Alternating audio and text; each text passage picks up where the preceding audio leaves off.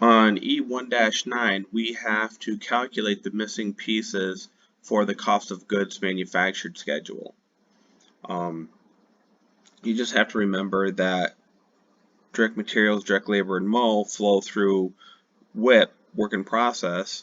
So we'll get our direct materials, direct labor, and MO, and then we will add it to our beginning WIP, subtract our ending WIP, and then that will give us our cost of goods manufactured. So the total cost of work in process then is going to be the 81 plus the 540, because I take my total work in process, subtract my ending, and then I get what I made. Okay, and then we can calculate this number here too, because this plus this is going to give me that number.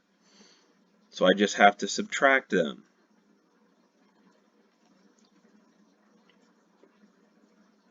All right. Again, all I did was I took this number, subtracted that number, or I took the higher, subtracted the smaller, whichever, and I got 411.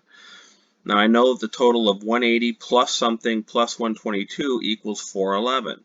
So again, if I work backwards by taking that 411, subtracting the 122, subtracting the 180, that gives me 109. Okay, so again, the 180, 109, and 122 should equal the 411. We look down here, right? You highlight them. Then you look down here, and you can see where it says 411. So, okay, that equals, must be right. Our total raw materials available is our beginning raw materials plus what we bought, gives us our total, minus what we have left, gives us what we used. So again, I'm just going to work backwards. I'm going to add those two numbers together, and that gives me 2025. And again, the same thing, I'm going to take my 2025 and subtract my 158, and that gives me 44.5.